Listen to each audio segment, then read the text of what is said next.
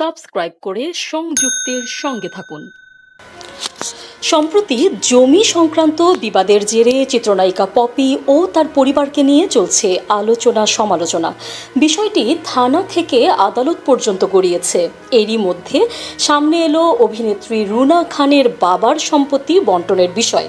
তবে এখানে দ্বন্দ্ব নয়, সঠিকভাবে রুনা খানের বাবার সম্পত্তি ব্যবহার করেছেন তার ভাই তুহিন। বিষয়টি সামাজিক মাধ্যমে সবার সঙ্গে শেয়ার করেছেন অভিনেত্রী রুনা খান নিজেই। ফেসবুক স্ট্যাটাসে রুনা খান জানান তার বাবার 25 কাঠার একটি জমি ছিল, সে জমি বিক্রির টাকা তার ভাই তাকে বুঝিয়ে দিয়েছে। রুনা লিখেছেন, তুহিন বয়সে আমার 1.5 বছরের ছোট, কিন্তু পড়াশোনায় 5 বছর পেছনে।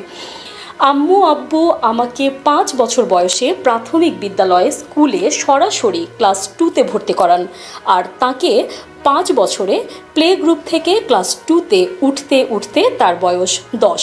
এরপর অভিনেত্রী লেখেন, তিনি যখন ইডেনে অনার্সে ভর্তি হন তখন তার ভাই 9ম শ্রেণীতে পড়েন। পারিবারিক বাস্তবতায় রুনাকে টিউশনি করে পড়াশোনা করতে হয়েছে, সংসারের হাল ধরতে হয়েছে। সংসারের পেছনে রুনার অবদান ভোলেননি তার ভাই। জমি বিক্রির টাকা ভাগ করার সময় সবাই তুহিনকে বলেছে, তোমার সম্পত্তি 1 টাকা হলে রুনার 10 টাকা, ও তোমার চেয়ে 10 গুণ আয়ও করে। জবাবে তুহিন বলেছেন, রুনার আমার থেকে 10 গুণ বেশি আছে, তাই অর্ধেক দিলাম, নইলে ওকে পুরোটা দিতাম। বাপের 25 কাঠা জমি যে 25 বছর আগেই বেচে খেতে হয়নি, তার কারণ রুনা।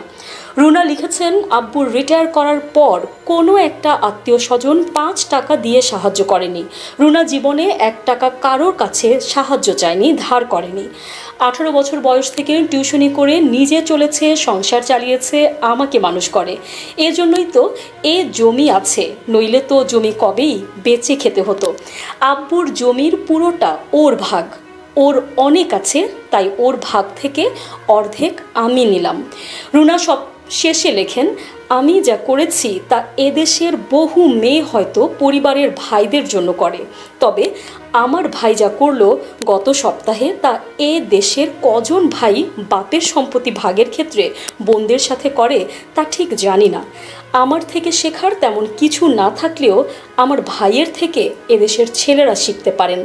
মনে মনে হাসি আর ভাবি, অর্থ বিত্ত বিখ্যাত না হলেও ভাই আমার মানুষ হয়েছে, সত্যিকারের মানুষ।